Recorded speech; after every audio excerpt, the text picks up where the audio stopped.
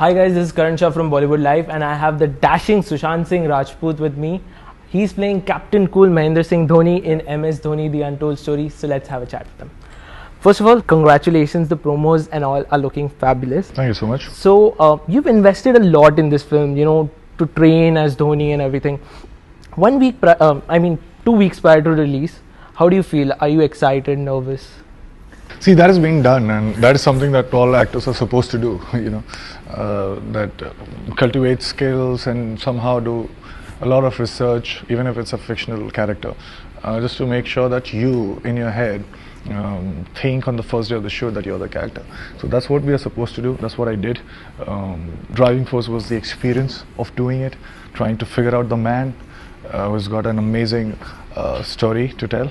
But now I'm selling the film, so I'm thinking about you guys now, thinking about the audience, that if I'm selling it, I should be saying the right thing so that they can make up their mind to come and watch the film, because they are the ones who will be investing money and time to watch the film. Tell us a bit about the journey. You know, the first time you were approached for the film, what was your first reaction? I've been his great fan since like last 10-12 years, and one thing that always intrigued me was how does he think, because that's something that we don't know. We know how he performs or how he is, but why is he like that, we don't know. So when I was called for this role, it was an opportunity to first hand experience of getting to know that. So I just jumped on it. Yeah. But did you ever feel that it was a daunting task to play Dhoni, like, you know, to be perfect, have those perfect shot selection and to walk like him, talk like him? There are two things to it. Number one is you are only concerned about that only when you're thinking about the result right from the very first day. I'm not thinking about that. So that was not that daunting. And the second thing is the awareness that it's not a fictional character. It is somebody who is still playing. So people know about him. They have a reference. They know how he talks, walks. Subconsciously they know. So and how he plays cricket. So I shouldn't be, as an actor, it's my job not to give you a jerk in the storytelling. So if I realize that I could be playing well, I could be acting well, but I still could not be convincing if I don't remind you of him. So those are the things that we were supposed to take care of him, and we did. That was the second question that I was going to ask you. That, you know, he's in other biopics we've seen people who've been, been past their prime or are not alive, but you're playing someone who's like still the god of cricket, one of the god of cricket. So did you ever get scared? Why would I get scared? Because like people will judge you and all. So when as an actor, we act for different reasons, and it's not that my reason is right and somebody else's is wrong. All I'm saying is that my reason is very personal. I try to I get excited because I don't understand few things, and I cannot completely comprehend something which seems very interesting to me, and in order to understand it, I do it. So it's very I do it for that experience. I do it for exploring things. Maybe I'll be right, I'll be wrong, that's a different thing, but it is the experience that is the differentiator when I'm saying yes or no to a film. So I'm not thinking about nobody, but it's only when you just finish doing it and you have had the experience, now you want to do films like this. It's important now that this film should do well, because that's the only way you'll get to do films like this. So then you think about everybody. But we saw one more film upon a character from cricket, Azhar, not doing that well. Does that bother you? No, it doesn't, because I could do 10 films in which I play an engineer, and 5 of those films would be very good and 5 not that good. I mean, like, you need to understand that is there a story to tell? There are two parts to it. First, to understand that what is that you're trying to say. So you need to be very clear about that. And the second thing is how to say it in a very engaging way, so that people people are watching the film, thinking about what's going to happen next, or even if they know what's going to happen next, how you're going to do it is what keeping them hooked to the film. So these two things, if they are in place, the film does well. So you're not making a film on him just because he's the most popular captain that we've had, or because he has won us the There's World Cup. story behind. But it's a very, very interesting and very inspiring, if that gets you going. Very, very inspiring story to tell.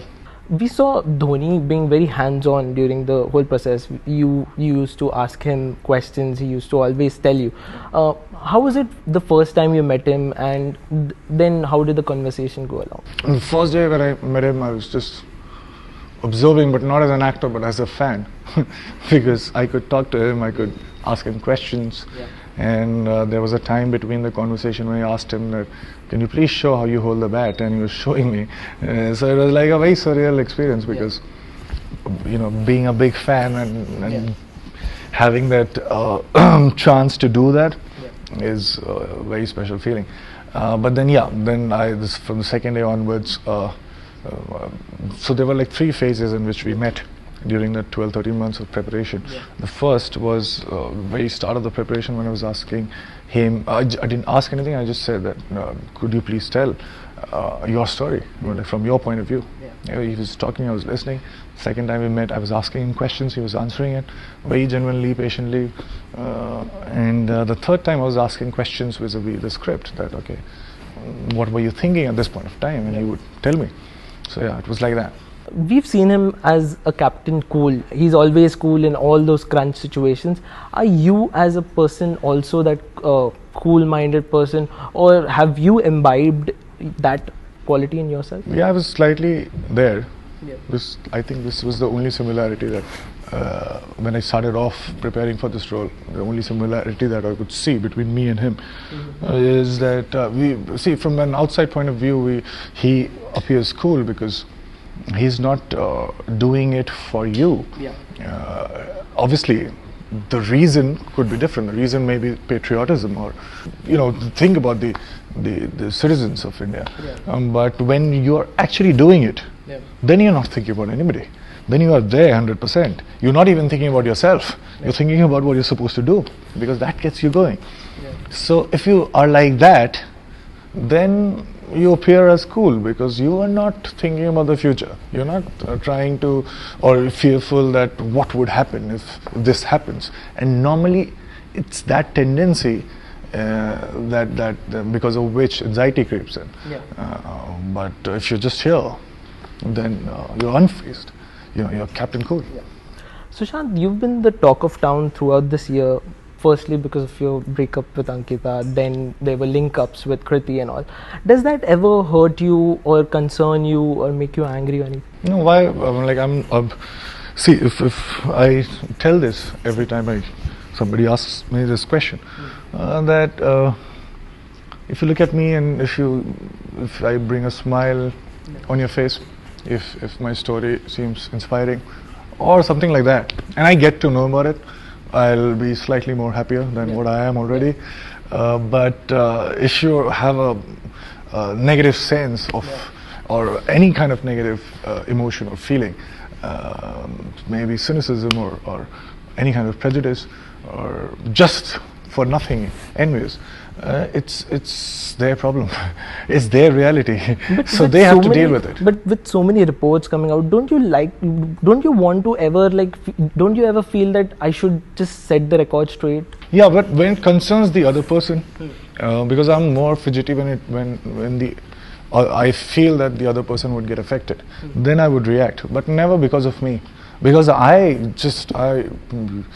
you cannot get into my head and get me out of my state. I don't allow it to happen. And so no matter what is written, what has been said, good, bad, whatever, it doesn't change anything. Coming back to the film, we see Disha also there, Kiara also there, Anupam sir also there. How was your experience with them? See, I think